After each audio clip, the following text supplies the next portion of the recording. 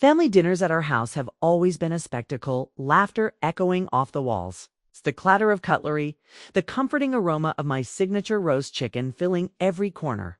I've always prided myself on bringing everyone together, even when life outside these four walls felt unpredictable. Tonight was no different, or so I thought. My son Daniel sat at the head of the table, his wife Emily by his side, her hand resting protectively on her stomach. My husband, Richard, poured wine, cracking jokes that made everyone groan and roll their eyes.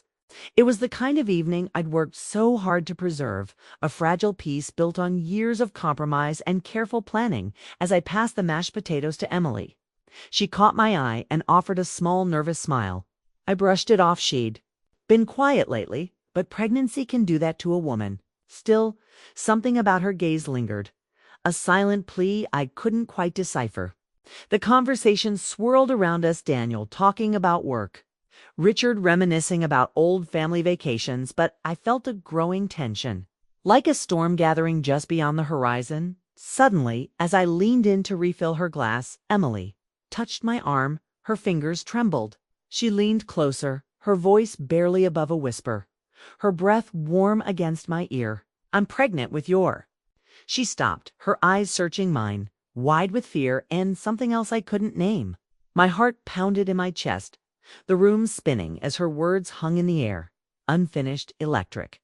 I froze, fork halfway to my mouth, every instinct screaming that nothing would ever be the same. What could she possibly mean? And why did I feel a chill run down my spine, as if I already knew the answer? If you'd asked anyone in our neighborhood, they'd have told you we were the picture of a happy family. Our house was always the one with the well-tended garden, the porch light glowing late into the night, and the sound of laughter drifting out through open windows. I worked hard to create that image, to make sure Daniel grew up with the kind of stability I never had.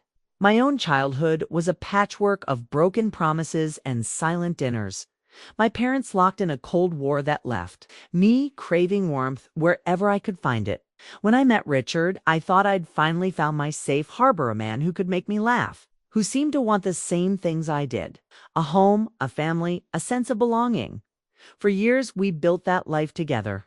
Daniel was our miracle, arriving after years of heartbreak and failed attempts. I poured everything into him, my hopes, my fears, my fierce determination that he would never feel the loneliness I'd known. Richard was a good father, in his way, though he could be distant, lost in his work or his own thoughts. Still, we made it work. We had our routines, our traditions, our Sunday morning pancakes and summer road trips.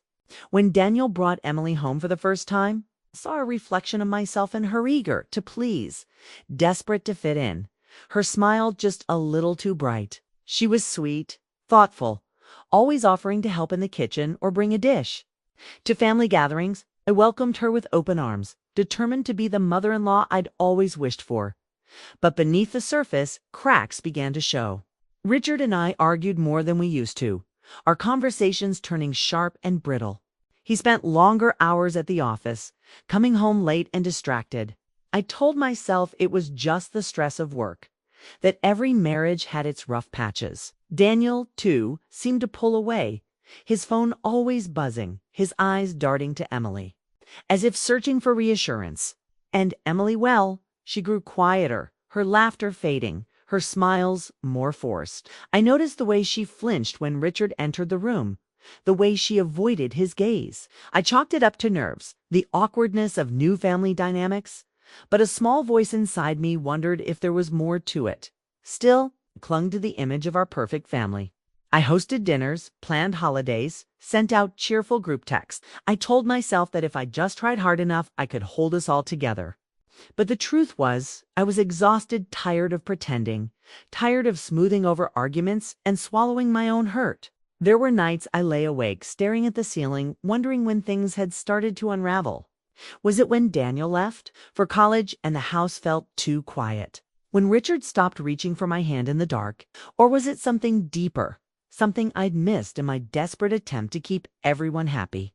Looking back, I can see the signs were there all along: the forced smiles, the awkward silences, the way we all tiptoed around each other, afraid to say what we really felt. We were a family held together by habit and hope, by the stories we told ourselves about who we were and what we meant to each other. But as I sat at that dinner table, Emily's words echoing in my mind, I realized how fragile it all was. One secret, one whispered confession, and everything I'd worked so hard to build could come crashing down. And deep down, I knew that moment was coming. I just never imagined it would arrive like this. From the moment everyone sat down, I sensed a strange undercurrent running through the room, like a current of electricity just beneath the surface. The clinking of glasses and the hum of conversation should have felt comforting. But instead, every sound seemed amplified, every glance loaded with meaning. I tried to focus on the little things, making sure everyone had enough to eat, refilling drinks, keeping the conversation light. But my mind kept drifting back to Emily's nervous smile, the way her hands fidgeted in her lap. "Daniel, how's work going?" I asked, hoping to draw him out. He looked up from his plate, startled, as if I'd interrupted a private thought. "Oh, it's fine, Mom. Busy, you know. We're launching a new project next month." His answer was clipped, his eyes darting to Emily, who stared down at her food. Pushing peas around her plate, Richard jumped in, trying to fill the silence. "You know, when I was your age, I was working double shifts just to keep the lights on. These days, you kids have it easy." He laughed, but the sound fell flat. Daniel forced a smile, but I could see the tension in his jaw. Emily cleared her throat. "Actually, Daniel's been working really hard. Barely has time to sleep." Her voice was soft, almost apologetic, as if she was afraid to contradict Richard. I caught the way Daniel squeezed her hand under the table, a silent thank you, or maybe a warning. I tried to steer the conversation back to safer ground. "Emily, how are you feeling? Any cravings yet?" I asked, hoping to lighten the mood. She looked up, startled, her cheeks flushing. Just tired, mostly, and a little nauseous." She glanced at Richard, then quickly looked away. Richard's face was unreadable, his eyes fixed on his wineglass. There was a brief, awkward pause. I noticed how Emily's fork trembled as she brought it to her mouth, how Daniel kept glancing at his phone, checking messages he didn't want anyone to see. Even Richard, usually so boisterous, seemed subdued, his laughter forced, his gaze distant. I tried to ignore the knot forming in my stomach. Maybe I was imagining things. Maybe it was just the stress of the pregnancy, or the pressure of keeping up appearances. But then, as I reached for the breadbasket, I caught a look between Richard and Emily, quick, furtive, but unmistakable. A flash of something I couldn't quite name. Guilt. Fear. I felt my breath catch in my throat. "Mom, did you remember to make that lemon tart I like?" Daniel asked suddenly, his voice a little too loud, a little too eager to change the subject. "Of course," I replied, forcing a smile. "It's in the kitchen. I'll bring it out in a bit." Emily excused herself to use the restroom, her movements stiff and hurried.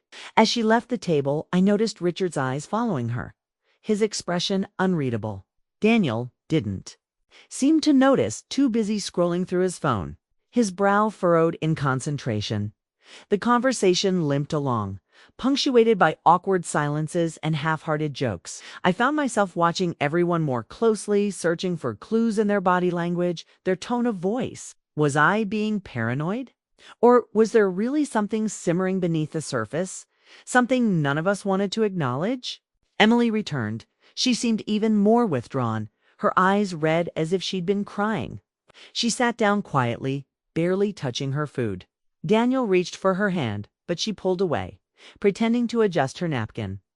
I tried to catch her eye, to offer some silent reassurance, but she wouldn't look at me. Instead, she stared at her plate, her shoulders hunched, as if bracing herself for a blow. By the time dessert was served, the tension in the room was palpable. Every word felt like it might be the one to tip us over the edge. I could feel my own nerves fraying, my patience wearing thin. I wanted to scream, to demand answers, but I bit my tongue, determined to keep the peace a little longer. But as I watched my family, my son, my husband, my daughter-in-law, couldn't shake the feeling that something was about to break. And deep down, I knew that whatever it was, it would change everything.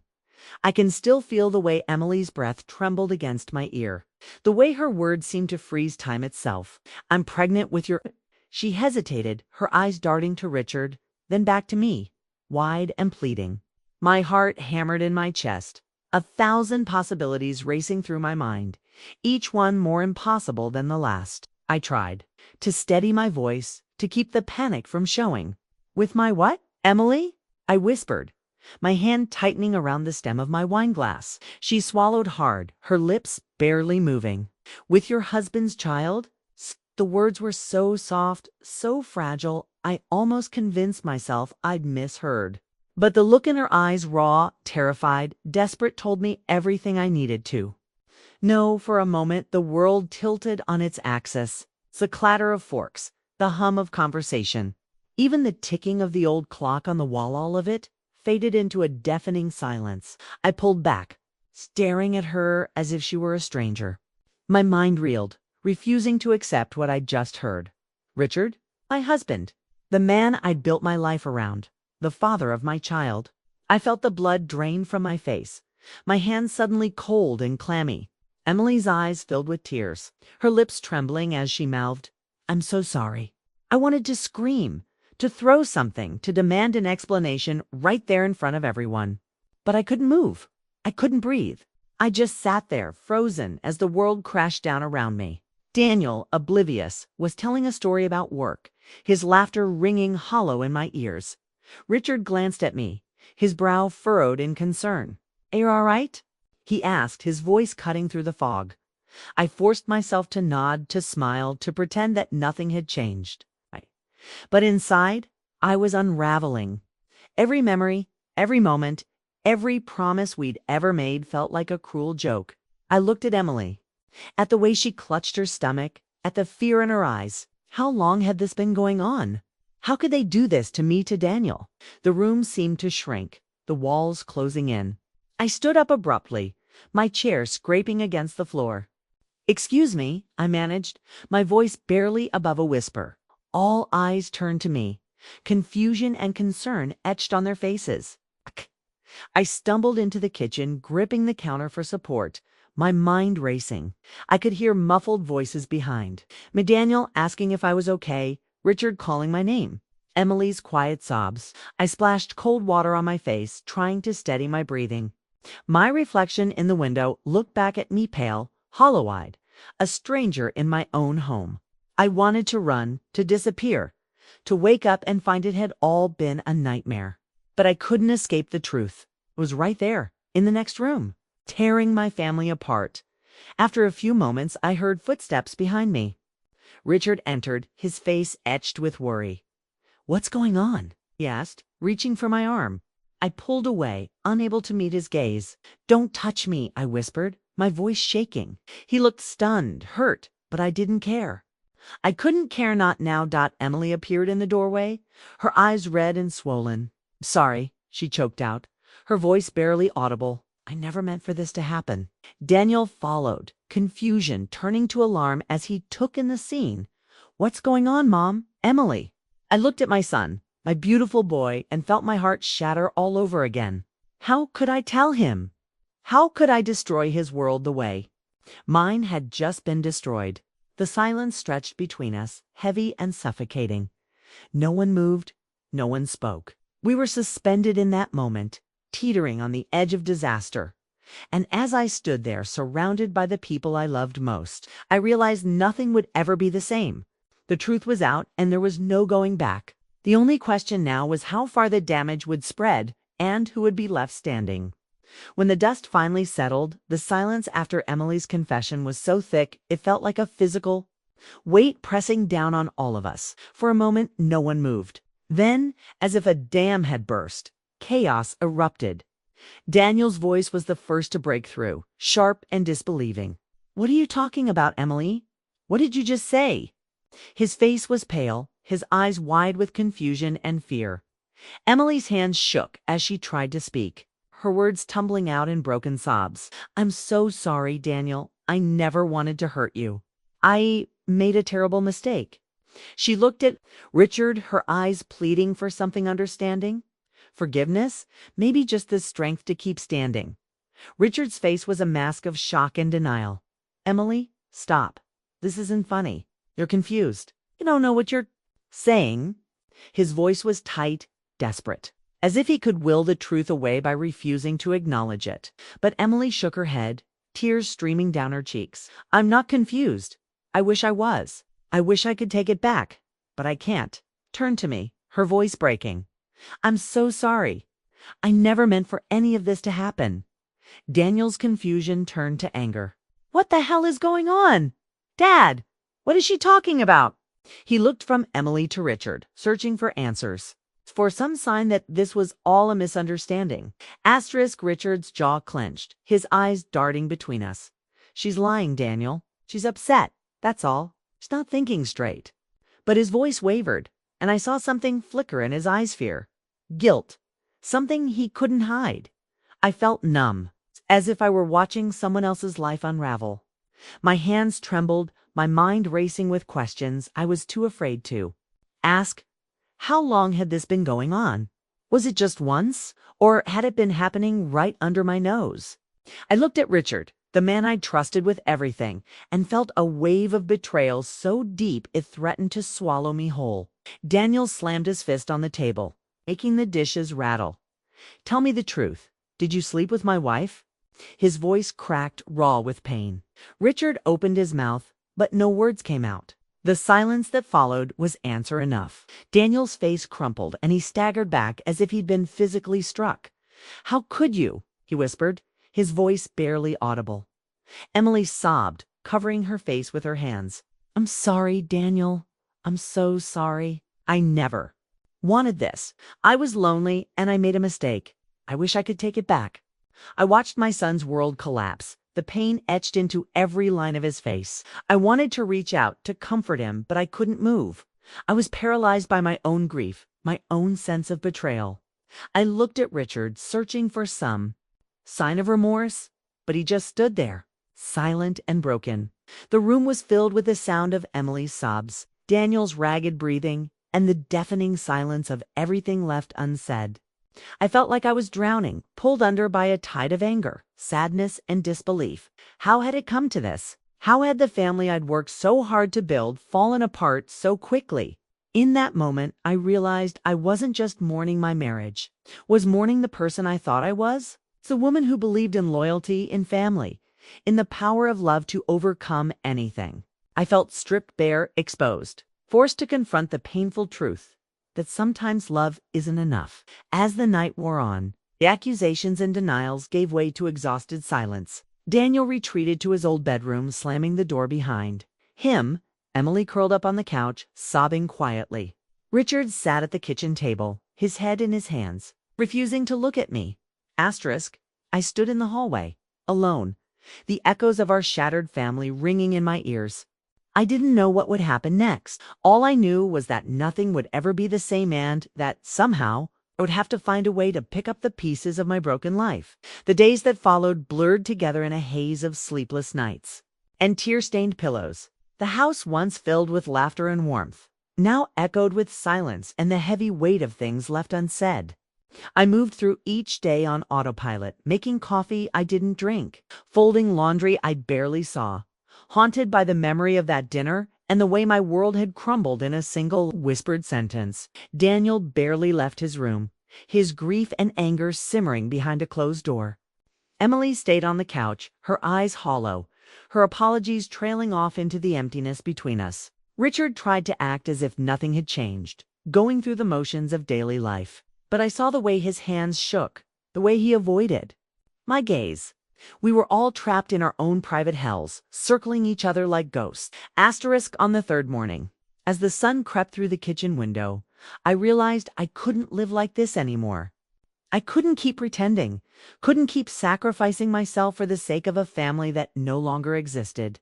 I had spent my whole life smoothing over cracks, patching wounds, holding everyone else together while I fell apart.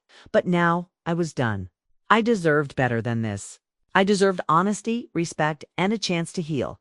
I found Richard in the backyard, staring blankly at the garden we'd planted together years ago. I took a deep breath, my hands trembling, but my voice steady. We need to talk, I said, and for the first time in days he looked at me. We looked at me. I know I hurt you, he began, his voice thick with regret. I don't expect you to forgive me. I'm not here to talk about forgiveness, I replied, surprising us both. I'm here to talk about boundaries, about what I need to move forward. I told him I needed space, that I couldn't share a home with someone who had betrayed me so deeply. I told him I would no longer carry the burden of his choices, that he needed to take responsibility for the pain he'd caused not just to me, but to Daniel, to Emily, to himself. Later, I sat down with Emily, my heart pounding in my chest. She looked so small, so lost, her hands twisting in her lap. I'm sorry, she whispered, her voice barely audible. I know you are, I said gently, but firmly. But sorry isn't enough. I need you to leave. I need time to heal, and I can't do that with you here. Tears streamed down her face, but she nodded, understanding that this was the consequence of her choices. Setting these boundaries wasn't easy. It felt like tearing off a bandage, exposing wounds I'd tried so hard to hide. But as I spoke my truth, I felt something shift inside me, a flicker of strength, a glimmer of hope. For the first time in a long time, I was choosing myself. I didn't know what the future would hold. I didn't know if Daniel would ever forgive his father or if Emily would find peace. I didn't know if I would ever trust again. But I knew I was done living in the shadows of other people's mistakes. I was ready to step into the light, no matter how uncertain the path ahead. And as I closed the door behind me, I couldn't help but wonder what would happen next. Would this be the end of our family, or the beginning of something new? Only time would tell. In the weeks that followed, the house felt emptier than ever. But for the first time, the silence was a relief rather than a burden.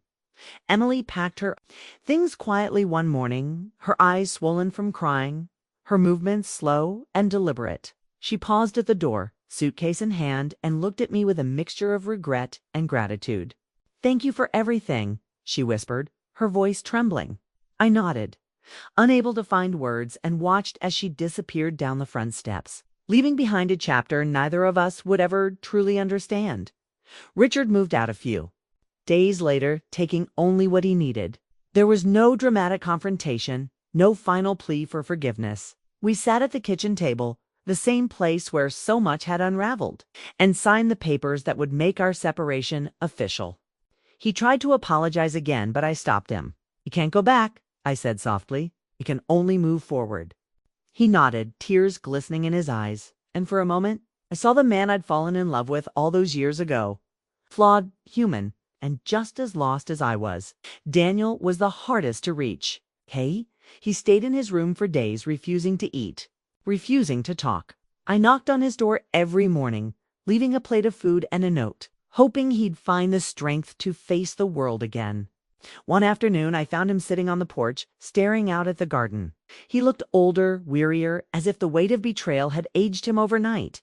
"Do you hate me?" he asked, his voice barely above a whisper. I sat beside him, wrapping my arm around his shoulders. "Never. I could never hate you. None of this is your fault."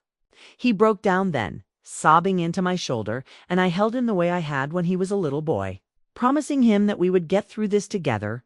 Slowly, painfully, we began to rebuild.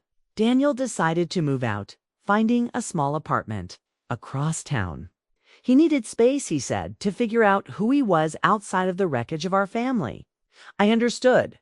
I encouraged him, even helped him pick out curtains and dishes, trying to make his new place feel like home. We talked more than we had in years about his dreams, his fears, the things he wished he'd said. Our relationship, though scarred, began to heal in ways I hadn't thought possible. As for me, started to rediscover the woman I'd been before I became a wife and mother. I took long walks in the park, joined a book club, even signed up for a pottery class. I learned to enjoy my own company, to find peace in solitude rather than fear. There were days when the loneliness felt overwhelming, when the ache of loss threatened to swallow me whole. But there were also moments of unexpected joy: a new friend, a beautiful sunrise, the simple pleasure of a quiet evening with a good book. The pain of what happened never fully disappeared, but it softened with time, becoming a part of my story rather than the whole of it. I realized that healing wasn't about forgetting or pretending it never happened. It was about accepting the past, learning from it, and choosing to move forward with hope. Our family would never be the same, But in the ruins of what was, I found the seeds of something new: resilience, self-respect, the courage to begin again. And as I looked toward the future, I knew that whatever came next, I would face it on my own terms, stronger, wiser, and finally, truly free. Looking back now, I realized that the night everything fell apart was also the night I began to find myself again. For so long, I measured my worth by the happiness of those around me, by the smoothness of family dinners, the laughter in the living room, the illusion of harmony I worked so hard to maintain. I thought that if I just tried hard enough, loved deeply enough, I could hold everyone together. But life has a way of teaching us the hardest lessons in the most painful ways. Betrayal cuts deep, especially when it comes from the people you trust. Most, it shakes your sense of self, makes you question everything you thought you knew. But what I've learned is that even in the aftermath of heartbreak, there is a path forward. It starts with self-respect, with the decision to set boundaries, to demand honesty, and to refuse to accept less than you deserve. It's not easy. It's messy and lonely, and sometimes it feels impossible. But it's also the most important thing you can do for yourself. I've learned that starting over isn't a sign of failure, it's an act of courage. It means choosing yourself, even when it hurts. It means letting go of what was, so you can make space for what could be. Still healing. There are days when the memories sneak up on me, when the ache of loss feels fresh and raw. But there are also days filled with hope, with laughter, with the quiet satisfaction of knowing I survived. If you're watching this and you've been through something similar, I want you to know you're not alone. Your pain is real, and your healing matters. Don't be afraid to set boundaries, to speak your truth, to walk away from what no longer serves you. You are stronger than you think, and you deserve a life filled with respect, honesty, and love. And if you're wondering what happened next, how Daniel rebuilt his life, how I found new purpose, or what became of the family we once were, stay tuned, because sometimes the most powerful stories are the ones that begin after the storm has passed.